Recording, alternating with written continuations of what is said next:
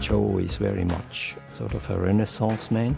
He is a very efficient problem solver with the skills to implement the solutions. Joe has a special skill set. He has the people skills as well as the technical knowledge. I know things will be worked out, and if there are problems, that he'll be able to solve them.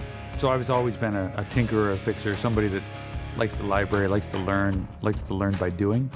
The motorcycle was my ticket out of freedom. As soon as I got my motorcycle, I left home. The world was my oyster. I could do what I wanted because I had two wheels. I could go anywhere. I ended up going to PMTI, which I guess is now the Marine campus. Did my engineering courses through there.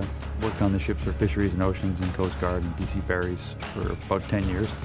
Got a few certificates and then realized, I had money and time off, but the time off wasn't quite right.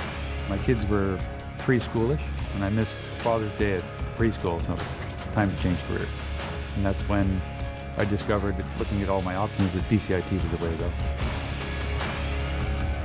The way BCIT did it, and they still do it, is they juggle it up. They jam you full of theory, and then they can move you into the lab where the theory becomes a thing. So it's no longer printed text on paper.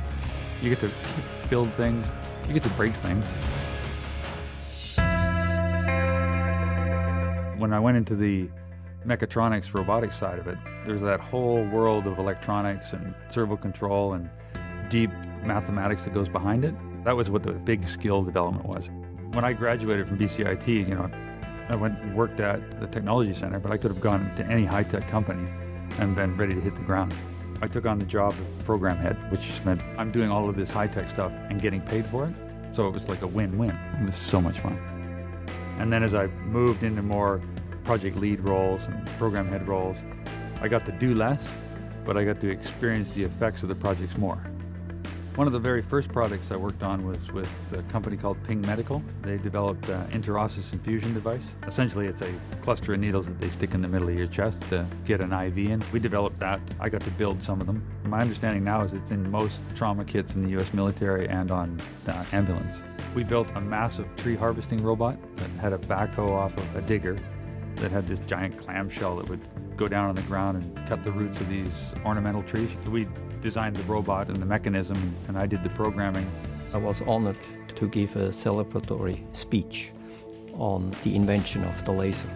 And as part of this talk, I wanted to reenact the original laser experiment. In Joe's lab, we were able, after 55 years, to reproduce the Korean light as it was when the laser was invented. You will need electrical, you need mechanical, you need optical, you need software.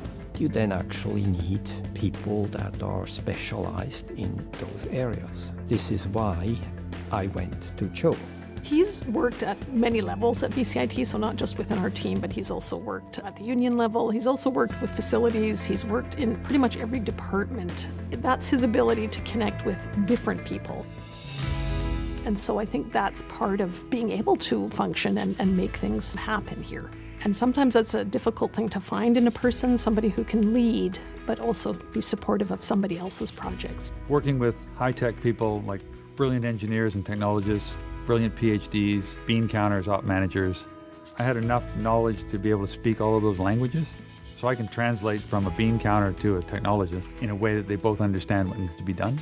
What I do is, it's the solving of the problem and making the person, the group, whatever, get their needs met, the solution, and then I sort of forget about it. That's why I was really surprised with this award, because I'm the guy in the basement, the guy in the background. I can make a lot of stuff happen and do cool things, but I don't need the glory. If people are happy and everything works out and I got to solve a problem, I'm ecstatic.